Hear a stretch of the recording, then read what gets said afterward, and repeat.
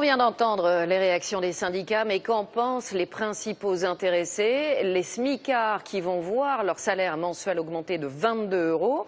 Dans l'ensemble, les salariés saluent le geste du gouvernement, mais beaucoup le trouvent insuffisant. Reportage d'Elsa Mondingava avec nos bureaux en région. Mélanie Benoît est conseillère beauté à Rennes. Elle a 26 ans. C'est avec satisfaction qu'elle accueille la hausse du SMIC. C'est toujours 21 € de plus qui pourrait nous permettre de partir en vacances, de mettre de côté ou de faire des choses qu'on n'a pas l'habitude de faire.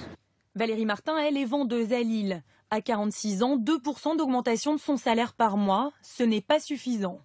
Si ça avait été 100 ou 150 €, ça aurait été très bien. Mais là, 20 € ou 30 €, c'est rien du tout. Florian Meneux, lui, est vendeur préparateur. Il a 25 ans. Pour lui, augmentation du SMIC signifie plus de sorties, plus de cinéma, plus de sorties entre amis, en bar, restaurant ou divers loisirs qui peuvent coûter un peu plus cher.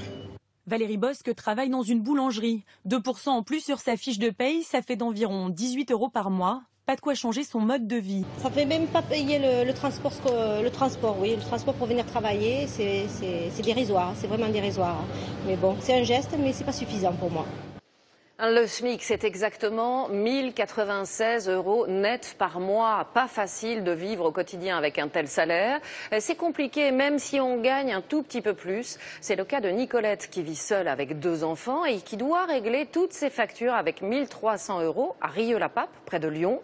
Elle compte chaque dépense et s'interdit le superflu et les sorties. Portrait signé Denis Sébastien, Philippe Évêque, Éric Jacquin.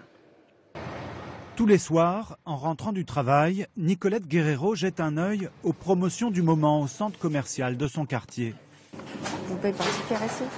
Mère célibataire avec 2 adolescents à charge, pour elle, chaque dépense est comptée. Le budget nourriture, c'est 500 € par mois, grand maximum. Là, l'avantage, c'est qu'ils me prennent mon chèque resto et donc ils me font un bon d'avoir, un avoir. Donc après, je peux revenir racheter du pain et ils font la promotion, 3 achetés, une gratuite. Auxiliaire de puériculture, Nicolette Guerrero gagne 1300 € net par mois avec 12 ans d'ancienneté. L'augmentation du SMIC, ce ne sera donc pas pour elle et pourtant elle ne s'estime pas privilégiée, loin s'en faut. Coucou. En logement social, elle paye 500 € de loyer. Une fois le budget nourriture déduit, elle fait face aux dépenses courantes avec environ 300 € par mois. C'est 1 ou 2 fruits par personne et puis voilà. Mais quand on nous dit manger des fruits, c'est un peu aléatoire. Vu le prix des fruits, c'est un sacré budget, quoi. Tous les soirs, un moment consacré à sélectionner les bons de réduction trouvés dans la boîte aux lettres. Et une mise à plat des comptes, souvent dans le rouge, en essayant d'anticiper les mauvaises surprises. Ma fille doit se faire opérer, on rebelote. On essaie de trouver le médecin qualifié, mais qui ne prenne pas des dépassements honoraires, passer dans la voie publique et non dans la voie privée. Les lunettes, on attend le plus tard possible. Nicolette Guerrero se définit elle-même comme travailleuse pauvre et regrette que le coup de pouce salarial ne concerne que le SMIC.